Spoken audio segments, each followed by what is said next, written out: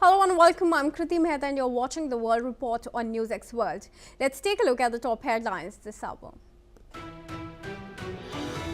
Officials reportedly suggest the Bondi Beach attackers visited the southern island of Mindanao in Philippines earlier and stayed there briefly for a month. One of the shooters also visited a gun store during their stay. Thousands of long-awaited Epstein files released. U.S. Justice Department published first batch of documents featuring Bill Clinton and Michael Jackson, among others. Files also show little mention of Trump. U.S. launches airstrikes on ISIS targets in Syria after death of 2 American soldiers by ISIS on December 13 in Palmyra. U.S. says dozens of targets tied to the ISIS targeted.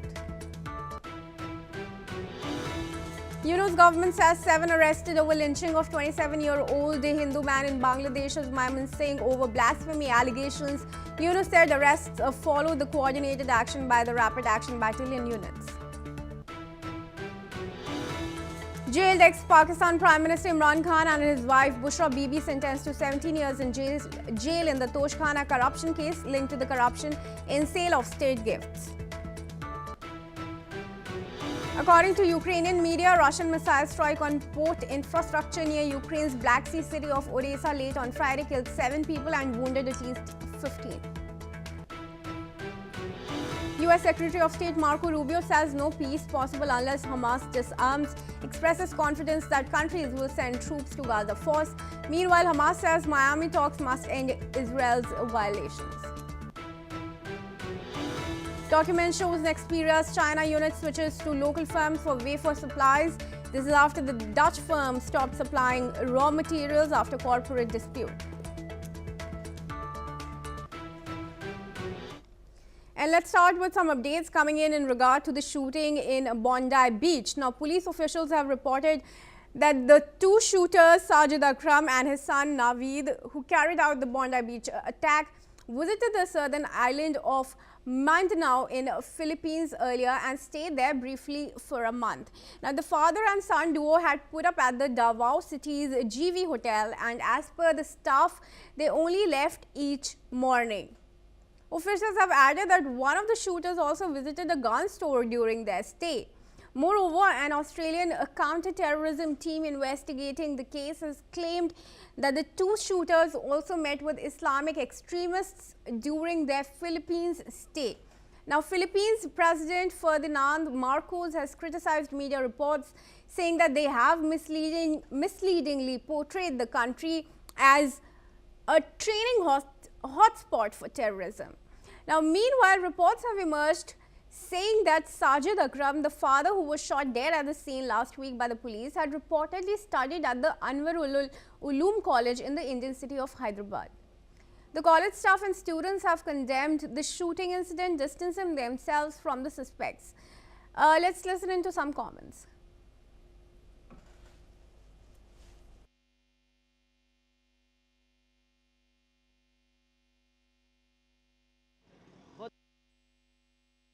बुरा लगता है अब हमारे college का जो था student वो आके अब ऐसा हमारा रेपुटेशन ख़राब हो जाता उसी से, और अब हम लोग को अब उसका छुपाना पड़ेगा, अच्छा नहीं लगेगा उसके बारे में। ऐसा हमारे कॉलेज का ही स्टूडेंट ऐसा कराया बोले तो हमारा कॉलेज का नाम रोशन करने की जगह वो बदनाम कर चुका है। And now joining me in this discussion is Ross Feingold, who is a political analyst, and he joins us from Taipei. Thank you, Mr. Feingold, for joining us once again here at NewsX World. Now, we had showed our viewers the statement that had earlier come from the Philippines leader, who said that Philippines, of course, had no role in the attack. That's what he said, and that 1 month's time is not enough to ascertain whether the attackers and their visit to Philippines had anything to do with the attack there at Bondi. But now more details are emerging, and now people at the hotel where the shooters were staying are saying that they only left in the mornings. They visited some people with extremist ideologies, in fact also visited a gun store. Do you think these details are going to help the course of investigation? It's certainly part of the investigation, potentially even an important part of the investigation. Now, to be fair to the concerns of the government and, frankly, the people of the Philippines, there is some reporting that I have seen myself which really exaggerates the state of the terrorist threat in that part of the Philippines. There are definitely terror groups still operating. However, in recent years, they have shrunk in number due to pressure, arrests, or killings by the authorities. So the authorities have, in recent years, successfully waged that battle in the Philippines. So I'm not surprised that there's a negative reaction from the Philippines government to the way the security situation in that part of the Philippines is being portrayed in the international media. That being said, there certainly are still terrorists operating in that part of the Philippines. And these two guys didn't go there for tourism. That's pretty obvious as well. But I think to kind of bring the discussion to a conclusion, regardless of what the investigation ultimately finds, it's highly likely that they would have committed this terrorist attack regardless of this trip. It was something that they probably had planned long in advance. Maybe they thought they could learn something more by visiting with terrorists in that part of the Philippines. But again, it seemed like they were planning this and intent on doing this anyway. So it's not clear how it would have changed, how this trip would have changed their planning. All right, Mr. Feingold, I requested to stay on as we have a statement coming in from the university in Hyderabad. The director of the university has issued a statement after the Bondi Beach attack, the Anwarul Uloom College, where the father studied, the attacker studied. I was deeply hurt and saddened by this kind of incident because we believe in humanity. We teach here human values, and it was extremely disturbing that one bad fish has spoiled the name of the Hyderabad, Telangana, and India, and our community. All right, I request Mr. Feingold to join us back in the discussion here. Yeah. Now, Mr. Feingold, there have been reports that suggested that the Bondi shooting had some connection with the ISIS and ISIL elements. Apparently, the attackers were influenced by the ISIL ideology.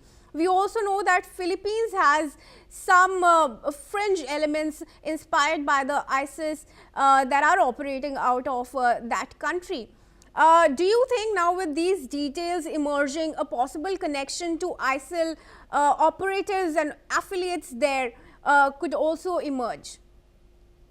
It's certainly possible that it could emerge in the era of easy communication using one's phone or other devices. It's easy to communicate with people all over the world. So even people who become self-radicalize, who had no prior connection, didn't fight with ISIL in the Middle East or other parts of the world, but they could make that connection online after becoming self-radicalized and begin to plan an attack. And there are other examples of that. So if it does emerge that the Bondi terrorists were in contact with an international terror network, whether that's ISIS or some other terror group outside of Australia, this will come as no surprise at all. But at the same time, media and people online, I mean, they do have to be careful. It's not fair to assume that a school that they attended years ago had any involvement or bears any guilt if it's not a school that teaches extremist ideology. And the same thing goes for their neighbors or relatives or distant relatives. I've seen reporting about where their family lives in India, for example. And again, I mean, there's no evidence to suggest that relatives were somehow involved in this plot. Yeah, no. While the Indian police, of course, have issued a statement that no such connection has been established and the attackers only visited India about 5-6 times since 2000. But thank you, Mr. Feingold, for weighing in your opinion on this. And I requested to stay on as we proceed to some news now coming in from Taiwan. Taiwan's president has visited victims of a deadly stabbing attack in Taipei. President Lai Ching-te went to a hospital to meet the injured and families of those killed. 3 civilians died in a knife rampage in a busy shopping district. The attacker later died during a police chase, taking the death toll to 4. Police say the suspect acted alone and had a criminal record and outstanding warrants. Authorities are now probing his background and motive. Lai has ordered a full investigation as Taiwan reels from a rare case of violent crime. Let's listen in to what the Taiwanese President and Director General of National Police Agency had said. 昨天晚上发生在北基以及北捷中山站周边这一起害人的有计划的暴力攻击事件，已经造成3位民众加上歹徒共4人死亡，也造成11名民众轻重伤。我们都应该要更谨慎、更积极的来建立一套制度。一旦接获电话，一旦接获讯息，快速部队一定要迅速赶到，而且要有能力制止这种攻击行为。而且我们要提升到不单纯是治安的快速打击部队，要把它往反恐的警力的布置、训练这个制度上方面来建制，才有办法保护台湾社会安定跟民众的安全。嫌犯在北捷一直到中山站啊，那这个1个小时的时间，那我们从这个监录影系统的这个侦查里面发现，嫌犯是有回到这个旅馆的住处哈。发生了这个案件的时候，第一时间还没办法确认这个嫌犯的一个身份啊，所以他这个逃逸的时间，我们是在1个小时之后才确认的这个身份。那未来我们对于这个状况，我们也是以这个作为案例，未来会做勤务更精致的一个部署。All right, I request Mr. Feingold to join us back into the discussion here. Mr. Feingold, we do know that no particular motive has come up so far behind these attacks. But since you're there in Taiwan, do you have any more information than what we know? At the moment, from the available reporting, it seems that this man had become a bit of a loner. He was not in contact with his family. He was working blue-collar kind of jobs. It appears that at the moment, his life was a lot of frustration. He had been in the military, but had been separated from the military because of a drunk driving incident. And it just seems, again, from the information we know at the moment, it seems that somebody who had developed a lot of anger at society, and he decided to lash out this way. Now, you are correct. You said that it is a rare case of violence in Taiwan. That is true. Unfortunately, at the same time, in the last 10 plus years, there's actually been multiple incidents of this kind of random violence, including in the metro system where the incident occurred on Friday night, as well as on the street. So sometimes, unfortunately, we do have these random knife attacks here in Taiwan, and sometimes it does result in fatalities like it did last night. But what do you think would have prevented such attacks, and why was it that the attacker was not apprehended before the attacks were actually carried out? That's an excellent question. And after one of the previous random knife attacks here in Taiwan, laws were strengthened to create a better safety net for people who are suffering from emotional or mental problems, because the perpetrator in that particular incident actually had been diagnosed, but he had kind of left the treatment system. So laws were changed to strengthen the tracking of people who do have diagnoses of severe emotional or other related problems. But in this case, last night, as far as we know at the moment, the perpetrator was not on the radar screen of mental health authorities because he had not been diagnosed or been under treatment or had been identified as somebody who had been making threats to society previously, so he wasn't within the scope of the system. And also, Taiwan is a very open society. You can purchase knives. You could purchase knives for camping, for example. You could also even purchase the smoke bombs that he used. That was not a restricted device, but I would expect those laws to be strengthened in the aftermath of this incident. Sure. We do hope the same. Thank you for now, Mr. Feingold, for joining us and weighing in your opinion in this discussion. And with that, viewers, we now move on to news in connection to the Russia-Ukraine war. Now, Russian President Vladimir Putin's envoy, Kirill Dmitriev, says he is heading for talks to Miami as a new round of talks is aimed at ending the war in Ukraine. Dmitriev confirmed his travel in a social media post as United States officials prepared to meet Russian representatives in Florida. Ukrainian and European delegations are also in Miami for parallel discussions mediated by U.S. envoy Steve Witkoff and U.S. President Donald Trump's son-in-law, Jared Kushner. The talks mark a shift from earlier efforts when Washington held separate meetings with Moscow and Kyiv. However, Russian security forces and sources say that Dmitriev will not meet directly with Ukrainian or European negotiators, underscoring deep tension between the two sides. Moscow continues to argue that European involvement complicates peace efforts. The talks come a day after Putin vowed to press ahead with Russia's military campaign despite growing diplomatic pressure. Washington is pushing a peace plan that includes security guarantees for Ukraine. The territorial concessions remain a major sticking point in the peace talks.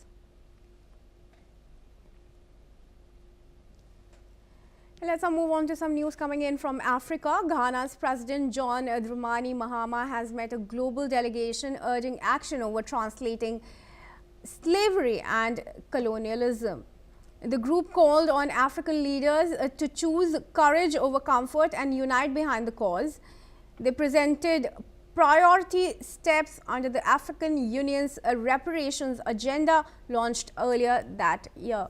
Now, that push includes compensation, formal acknowledgements and policy reforms. While calls for reparations are growing, opposition remains strong in Europe. Ghana says unity across Africa is now key to moving the debate forward. We're now joined in by Anuga Olugbenga Paul. He's a public affairs analyst and joins us live from Lagos in Nigeria. Thank you, Dr. Paul, for joining us here at NewsX World in this discussion. What do you think are some of the fissures that are still there among the African nations that's stopping from them coming together in their fight against terrorism and at arriving at peace? Well, the issue of African unity in the call for reparation is something that will take a lot of effort to get back on track. Yes, Ghana is leading the charge at the moment, but Ghana was not the first to lead the charge. A lot of African nations have called for reparation. In fact, Europe has been at the forefront of consistently sabotaging efforts to call for reparation in Africa. You know, it is this call for reparation that led to the kidnapping and massacre of the first Beninois president, to the killing of several presidents and presidential candidates of African countries who have made it part of their agenda to call for reparation at one point or the other.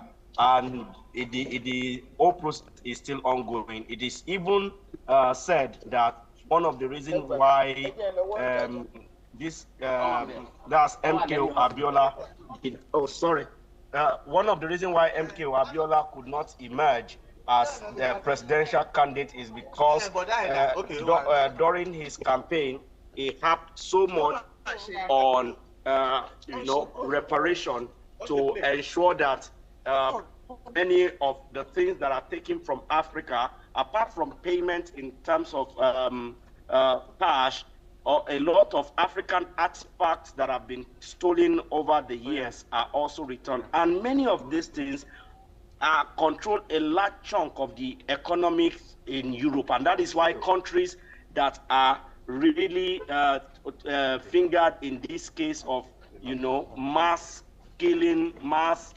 slavery, countries like France, countries like Britain, countries like Belgium, countries like Portugal and Spain, they are not interested in the talk. And an African country cannot stand alone in its fight or in its desire to get this reparation. For it to be done, many of the African countries need to come together, like the team have said, to choose confidence rather than comfort, to be able to confront many of these European nations as a one united front. Because you see, the issue of reparation is not like slavery has happened in the past, as claimed by many of the European leaders who said that, oh, the offense of their forefathers, they cannot be made to pay for. It's not about paying for the offense of their forefathers. It is the fact that actively, up till now, many of these European nations are still involved in some form of theft of African resources and taking it to their country. And that is why they are very critical of any African nation who wants to stand up for itself. That's why they were all out gun blazing against Mali, Burkina Faso, Niger, when they sent out the French from their country. And they know that if they have to pay reparation, it will have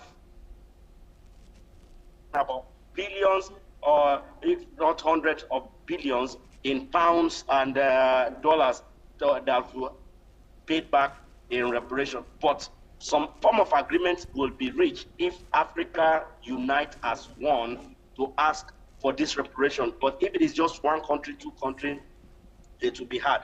But do we have the crop of African leaders that can lead the charge in terms of quality of the African leader? Ghana has been blessed that many of their presidents in the past, even when they speak, you will know that not only are they well read, they are also very well exposed compared to many other African nations where half-baked, juntas find their way into government by one way or the other, and so they will still dance to the tune of the oppressors because they need these oppressors that we are asking them to ask for reparation from to give their government legitimacy in their own country. And that is why it will be hard to get that united voice that we are asking for. But if we could, by one way or the other, get that united voice, Europe will listen.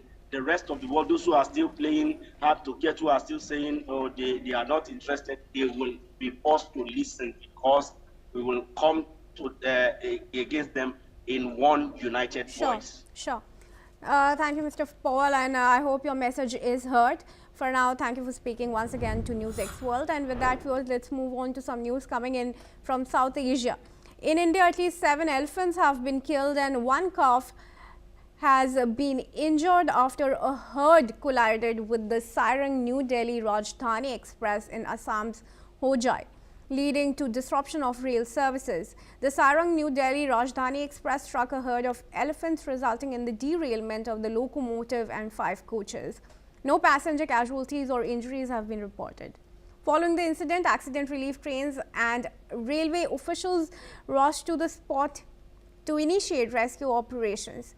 Expressing sorrow over the deaths of elephants, the Chief Minister of Assam, Himanta Biswa Sarma, has ordered a comprehensive investigation into the incident. Passengers from the affected coaches have been temporarily accommodated in vacant berths available in other coaches of the train. As per reports, the incident occurred at a location that is not designated as an elephant corridor. The loco pilot, upon spotting herd on the track, supplied emergency brakes.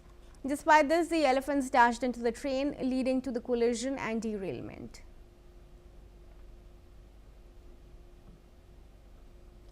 And viewers, moving on now, the social media giant Meta is reportedly developing 2 next-generation artificial intelligence models that could shake up the current hierarchy dominated by OpenAI and Google. If all goes to plan, both models are expected to debut in the first half of 2026. According to reports, Meta's secretive projects Mango for image and video generation and Avocado for text and coding mark a major new chapter in the company's AI ambitions. The effort is being led by Meta's Chief AI Officer Alexander Wang, the 28-year-old founder of Scale AI, who joined Meta earlier this year after the company acquired a near majority stake in his startup for over $14 billion. The big bet signals CEO Mark Zuckerberg's determination to claw background from rivals who have dominated the AI conversation over the past year. Mango and avocado will be the first major outputs from Meta Superintelligence Labs, a newly created division built to fast-track Meta's AI breakthroughs. And that's all we have time for. Do keep watching NewsX World for more updates from across the world.